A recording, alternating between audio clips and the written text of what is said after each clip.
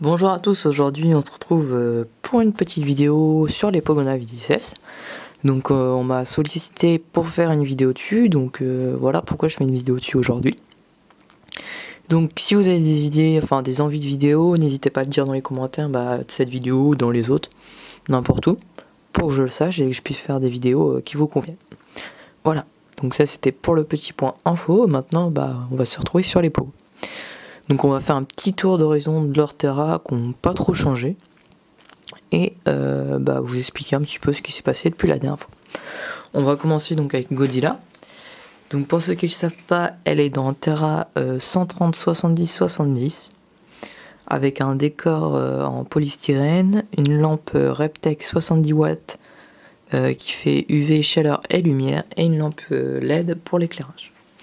Un substrat fait maison donc qui est un mélange de sable, de terre et d'argile rouge, et ensuite des branches et des pierres pour le décor.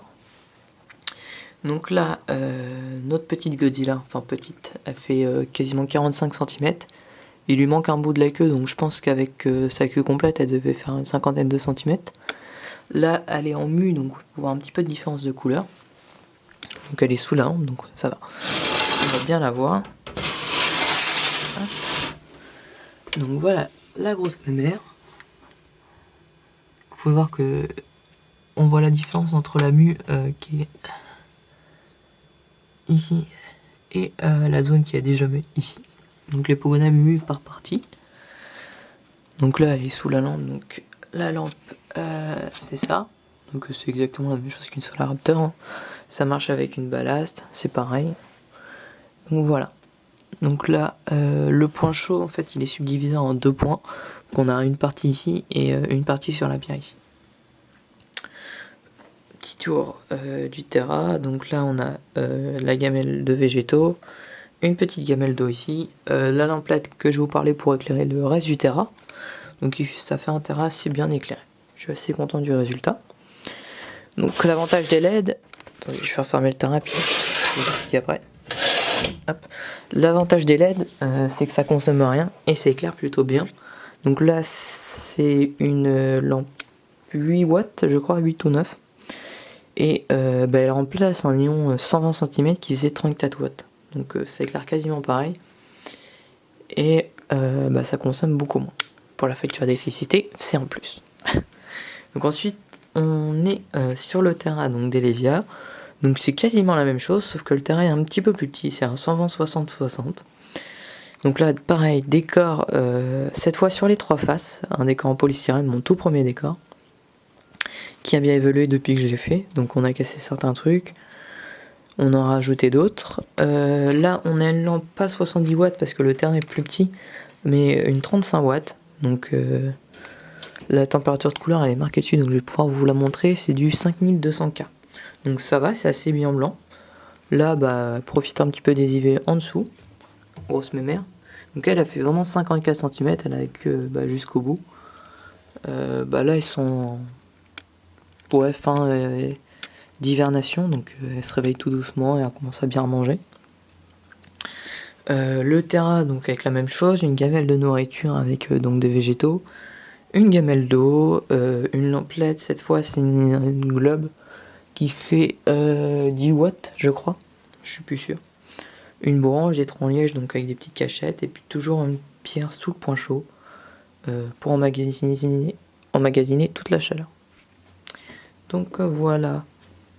Donc non, il n'y a pas de mue. On peut voir qu'elle a des tranches bleues sur le dos comme ça.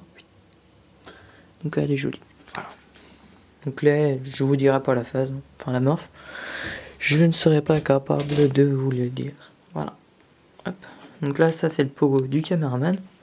Celui en dessous c'est le mien. Et le troisième, c'est pas à moi non plus. Donc là, c'est un Terra pour juvénile, parce qu'il n'est pas encore adulte. Donc c'est un 150-50. Donc vous me direz c'est déjà une belle taille, mais il manque encore un petit peu. Donc il n'y a pas de décor non plus, parce que vu que c'est un Terra temporaire, je vais pas m'amuser à faire un décor pour l'enlever dans quelques mois quoi.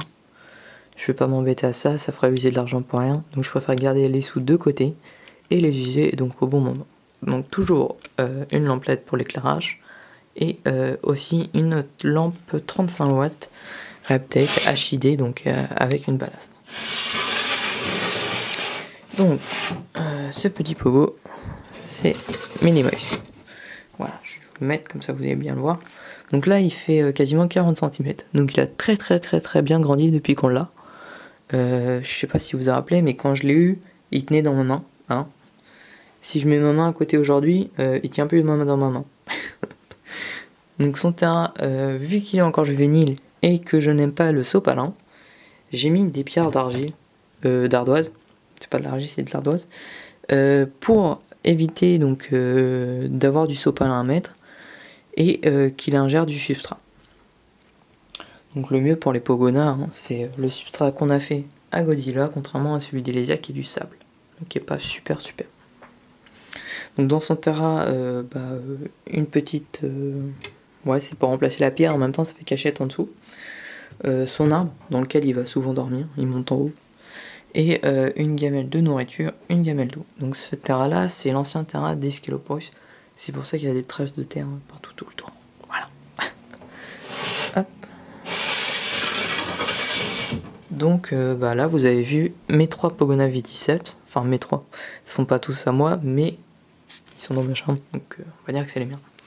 Voilà. Donc j'espère que cette petite vidéo vous aura plu et on se retrouve pour une prochaine vidéo très vite. Allez, à plus.